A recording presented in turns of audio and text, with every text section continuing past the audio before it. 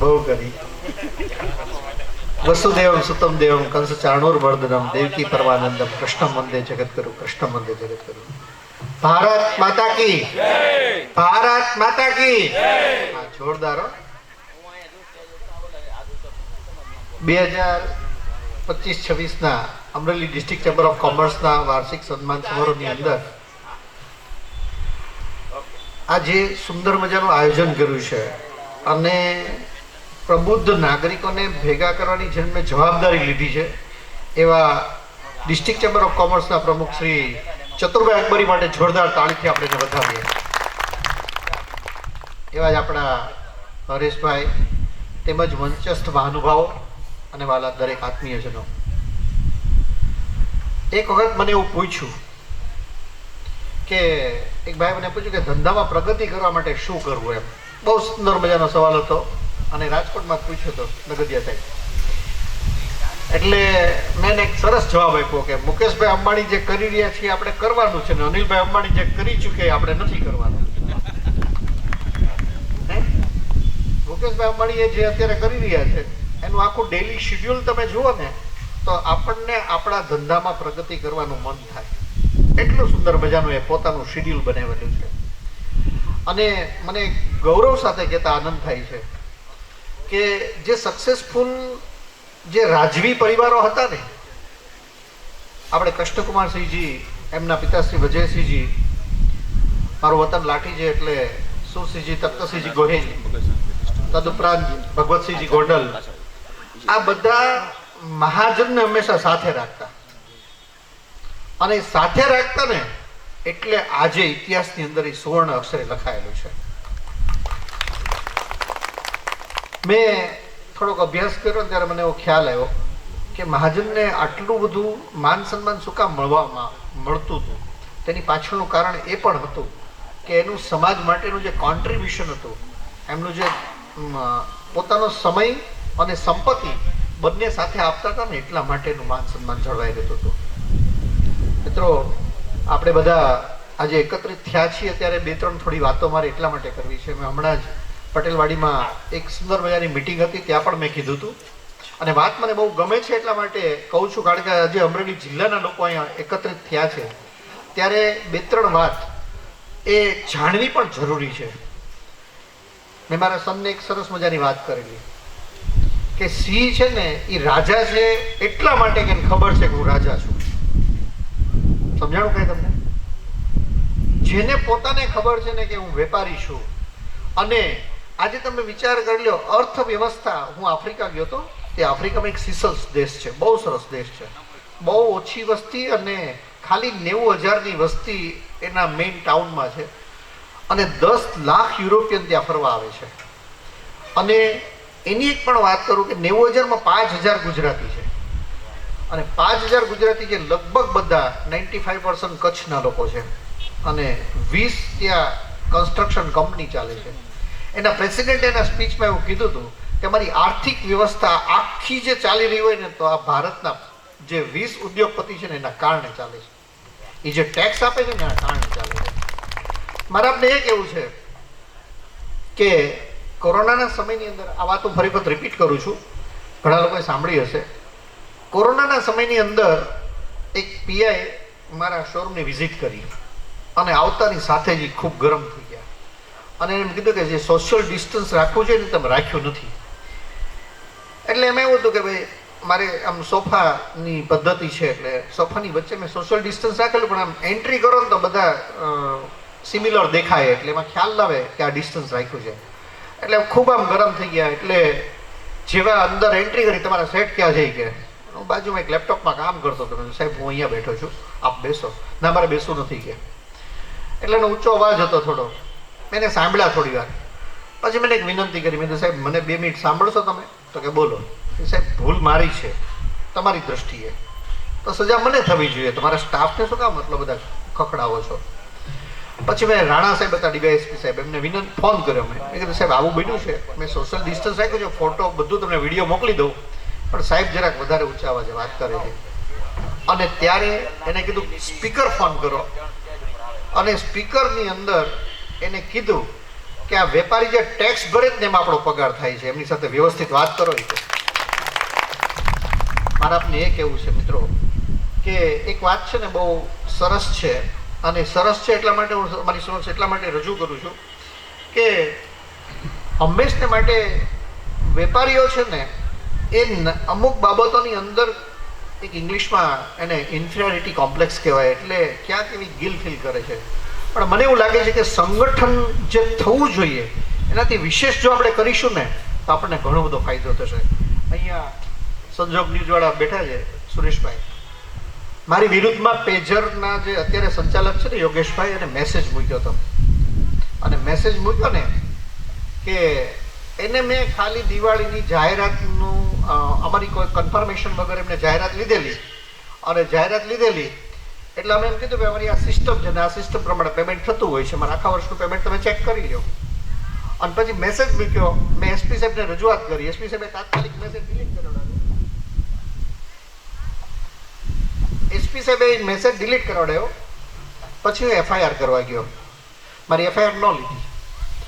પછી મેં પાછી રિક્વેસ્ટ કરી સાહેબને, એટલે મને કહે કે તમારો મેસેજ તો ડિલીટ થઈ ગયો છે ને માફી માગી લીધી છે, એટલે આપણે વાતને અહીંયા પૂર્ણ કરીએ. મેં કીધું ના સાહેબ એવું નથી, ઘણા બધા વેપારીઓ હેરાન થયા છે. આજે હું ડાયરેક્ટ તમારી સુધી પહોંચી શક્યો, બધા ન પહોંચી શક્યા હોય. પછી મેં એવી વ્યવસ્થા ગોઠવી, મારા શોપ પર કપલ આવ્યું, ઘણી બધી માફી માગી. હીરપરા સાહેબે પણ મને ઘણા બધા ફોન કર્યા. પણ મારે તમને એ કહેવું છે, વેપારી નાના મોટા પ્રશ્નોમાં ખૂબ હેરાન થાય છે. એની પાછળનું જો કોઈ કારણ હોય ને તો એવું છે કે આપણે એવું એક સંગઠન બનાવીએ કે જે સંગઠન એવું હોય કે વેપારીને નાની મોટી મુશ્કેલી પડે તો તાત્કાલિક ત્યાં એકત્રિત થાય અને એમની પડેલી મુશ્કેલીઓને તાત્કાલિક સોલ્યુશન કરવાનો પ્રયત્ન કરે. કારણ કે અત્યારે ખૂબ જરૂરી છે. હું તમને બીજી પણ વાત કરી, થોડોક સમય તમારી જોડે એટલા માટે લઉં છું કે મહાનુભાવ આવી રહ્યા છે. ભારતીય જનતા પાર્ટીના કાર્યક્રમમાંથી આવ્યો, અત્યારે ઘણા બધા લોકોની હજી સ્પીચ બાકી હતી. કૌશિકભાઈની સ્પીચ 8:30 આવવાની છે, ત્યાર પછી કૌશિકભાઈ આવશે, એટલે એપ્રોક્સ 8:45 આવશે, બરાબર. તો મારે તમને એ વાત કરવી છે કે અમે સોનીનું કામ કરીએ છીએ, એટલે સોનીના કામની અંદર એવી પરિસ્થિતિ હોય કે ભૂલથી ક્યારેક છે ને કોઈ ગ્રાહક સોનું આપવા આવે ત્યારે અમને ખબર ન હોય કે આ ચોરાવો માલ છે, કારણ કે એ તો વ્યવસ્થિત વ્યક્તિ હોય. એમ કે આ મારી બુટ્ટી લઈ લો ને અમે વીંટી આપી દો, અમે બુટ્ટી લઈ લઈને વીંટી આપી દઈએ. સાહેબ, આ વેપારીઓને પડતી મુશ્કેલીઓની ચર્ચાઓ કરવા માટે અહીંયા મંચ ઉપર આવ્યો છું, એટલા માટે તમારી સાથે મારી વાત કરી રહ્યો છું. તો મારી પાસે આવી એક ઘટના બનેલી, એટલે મેં પોલીસ ડિપાર્ટમેન્ટના લોકો મારી પાસે આવ્યા. હવે આઈપીસીમાં 379 નંબરની કલમ એવી છે કે તમે આની અંદર તમને ખ્યાલ બાર તમે સોનું લીધું છે એ 379 છે, અને 411412 એની અંદર મદદગારીમાં તમે છો એવું બતાવવામાં આવે છે. ડિપાર્ટમેન્ટે મને એમ કીધું કે મારે મદદગારીમાં તમને લેવા છે, તમારી ધરપકડ કરવી છે. જુઓ, એક વાત કરી દઉં. વાત એટલા માટે આ કરી રહ્યો છું કે એક લેવલે હું પહોંચી ગયો છું, અને હું ને દિનેશભાઈ ઘણી બધી વખત ચર્ચા કરતા હોય છે કે આપણને પડતી મુશ્કેલીઓને આપણે એટલા સામર્થ્યવાન ઈશ્વરે બનાવ્યા છે કે મુશ્કેલીને આપણે મેનેજ કરી લઈએ છીએ. પરંતુ આજે એવી પરિસ્થિતિનું નિર્માણ થયું છે કે જેની અંદર જો વેપારી એકત્રિત થાય તો એક વાત ચોક્કસ છે કે બાકીના તમામ લોકોને આપણા નિયમ મુજબ ને આપણા જે વ્યવસ્થા મુજબ આપણે એમને આપણને કોઓપરેટ કરવા પડે. મેં પોલીસ ડિપાર્ટમેન્ટને એવું સમજાવ્યું કે તમે અમારી ઉપર ભૂતકાળમાં એક પણ કેસ થયો નથી, તમારે 379 જ લાગે, 411 લાગે જ નહીં, તમે ગમે તે રીતની વ્યવસ્થા કરો.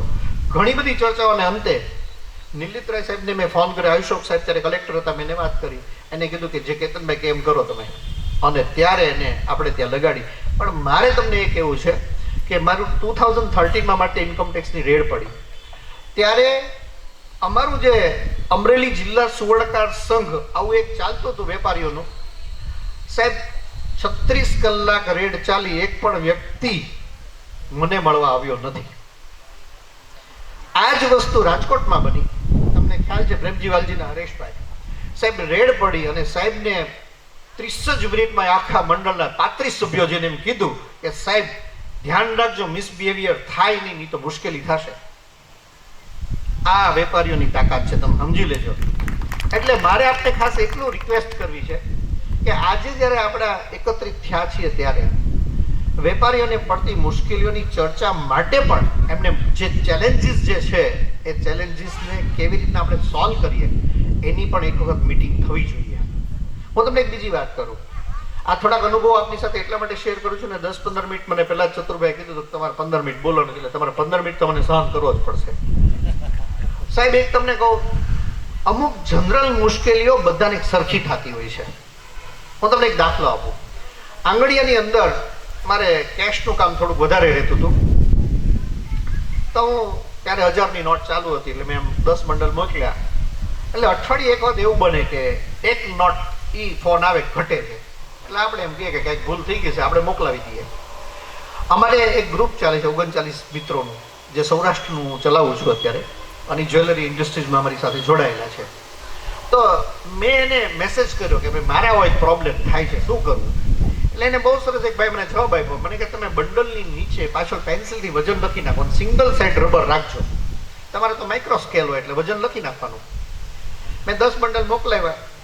મને ફોન આવ્યો કે એક નોટ ઘટે છે. એટલે મેં એમને વાત કરી કે પાછળના ભાગમાં મેં બધા બંડલનું વજન લખેલું છે, એક કામ કરો બધા 10 બંડલ લેતા આવો, આપણે ચેક કરી લઈએ. અને ચેક કર્યું ને એટલે પછી એનો ફોન આવ્યો કે ના ના ઓકે થઈ ગયું. મેં તો વાંધો નહીં. 2 વર્ષ કામ કર્યું, એક વખત નોટ ઘટી. સાહેબ સોલ્યુશન મારી પાસે નહોતું, મારા વેપારી મિત્રો પાસે હતું. એટલે હું આપને એક વિનંતી એટલા માટે આ કરી રહ્યો છું સતત, કે આપણે બધા જો સંગઠિત થશું, બરાબર યાદ રાખજો, ક્યારેક કોઈ ગ્રાહક આપણને હેરાન કરે, ક્યારેક આપણો સ્ટાફ આપણને હેરાન કરે, ક્યારેક આપણા કોઈ અધિકારીઓ આપણને હેરાન કરે. હમણાં મારે ત્યાં બીજું એક ચેકિંગ આવ્યું હતું જીએસટીનું. મારે ત્યાં અત્યાર સુધીમાં 2 રેડ પડી. એક જીએસટીનું મારે ત્યાં સર્વે થયો, બરાબર. આ ત્રણેય મોટા વિભાગમાંથી હું પસાર થયો. અને હું એટલા માટે કહી રહ્યો છું આપને કે આ બધી મુશ્કેલીઓમાંથી જ્યારે પસાર થયો ત્યારે ભવિષ્યમાં ભગવાન કરીને તમારે ત્યાં મુશ્કેલી ન આવે, પણ કદાચ આવે માની લ્યો, તો તમે કેવી રીતના ટેકલ કરી શકો એ હું આપને એટલા માટે સમજાવવા જઈ રહ્યો છું કે જેથી કરીને કોન્ફિડન્સ લેવલ આપણું વધે. આ ફક્ત અને ફક્ત હેતુ એટલો જ છે કે તમારે કોઈ દિવસ ક્યારે, હું તો એમ જ કહું બધાને કે કોઈ દિવસ ક્યારેય તકલીફ ના પડે. હું ને ભૂપતભાઈ ઘણી બધી વખત ડિસ્કસ કરતા હોઈએ છીએ, કારણ કે જેને જેને અધિકારીઓ સાથે કામ પડ્યું છે ને એમાં દરેકને ક્યાંક ને ક્યાંક કોમ્પ્રોમાઇઝ કરવું પડ્યું છે. ત્યારે હું તમને એટલા માટે વાત કરું કે મારે ત્યાં આવ્યા તો મેં કીધું સાહેબ જો હું રેગ્યુલર ટેક્સ ભરું છું.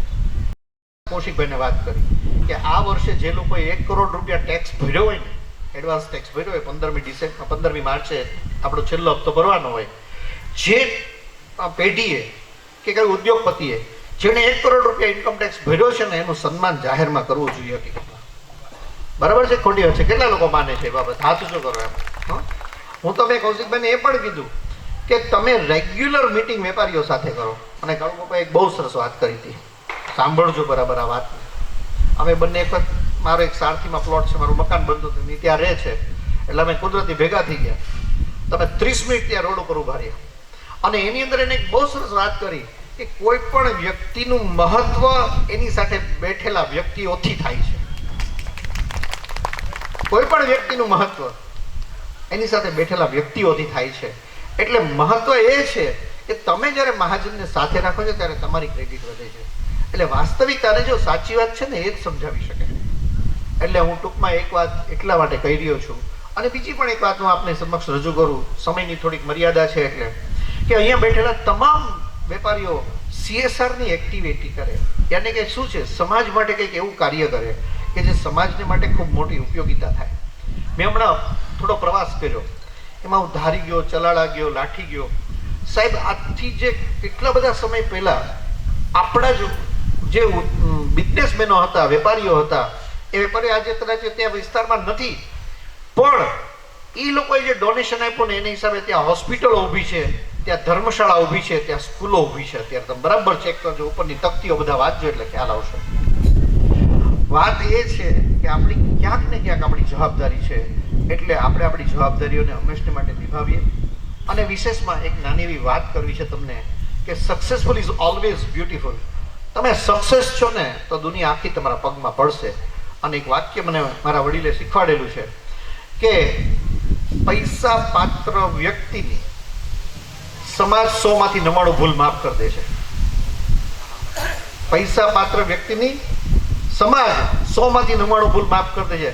તમારે તમારી સામર્થ્યતા એક પ્રોપરલી બતાવવાની જરૂરિયાત એટલા માટે છે કે જો તમે નહીં બતાવો તો તમારી વેલ્યુ નહીં બને. અને હું દરેક વેપારીને એક વિનંતી કરતો હોઉં છું કે તમારે જો સક્સેસ થવું હોય તો 3 વસ્તુને આત્મસાત કરી લેજો. તમારી પાસે એકાઉન્ટિંગનું નોલેજ એકદમ એક્સપર્ટ હોવું જોઈએ. તમારી પાસે કોમ્પ્યુટરનું નોલેજ એકદમ એક્સપર્ટ, અત્યારની ટેકનોલોજી જે કાંઈ હોય, આર્ટિફિશિયલ ઇન્ટેલિજન્સી હોય તો એનું તમારી પાસે નોલેજ પરફેક્ટ હોવું જોઈએ. અને સાથે સાથે તમારું ઇંગ્લિશ પાવરફુલ હોવું જોઈએ. તો જ તમે પ્રગતિ કરી શકશો. અને મારો સન લંડન ભણ્યો, એક્સપોર્ટનું કામ કરે છે, પણ એ વાત કરતો હોય તે બ્રિટિશ પ્રોનાઉન્સિએશનની અંદર વાત કરતો ત્યારે આપણને ગૌરવ થાય કે એમની વસ્તુ કરી છે. હું આપને બધાને એક વિનંતી કરું છું કે બિઝનેસ કરવો અને બિઝનેસ જાળવી રાખવો અને બિઝનેસમાં સ્ટેજ સુધી પહોંચ્યા પછી ત્યાં ઉભા રહેવી બહુ જ મહત્વની બાબત છે. અને આ બધી વસ્તુ ઘણી બધી વખત આપણી પાસે આટલા મુરબ્બીઓ જ્યારે આપણે ઉપસ્થિત છે ત્યારે એમનું નોલેજનો મેક્સિમમ આપણે જો ઉપયોગ કરીશું તો ચોક્કસ ને ચોક્કસ આપણે સક્સેસફુલ થશું.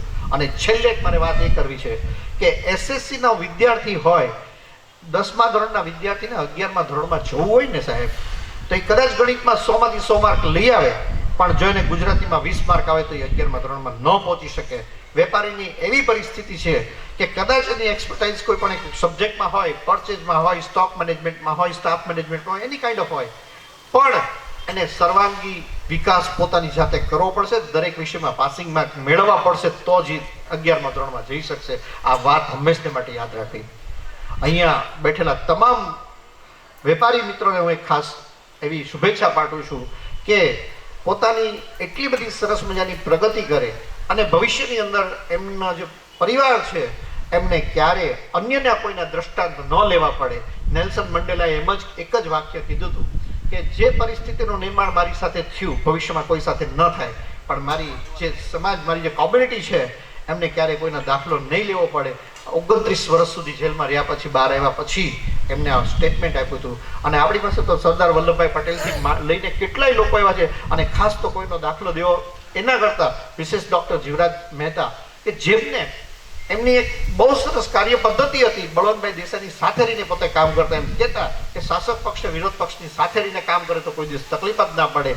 તો ફરી એક વખત સર્વેનું ખૂબ સરસ રીતે પ્રગતિ થાય અને સુંદર મજાનું સુંદર સ્વાસ્થ્ય સાથે ઈશ્વર બધાને સુંદર દીર્ઘાયુ આપે એવી શુભેચ્છા સાથે વિરમું છું. સર્વને મારા જય હિન્દ, જય ભારત.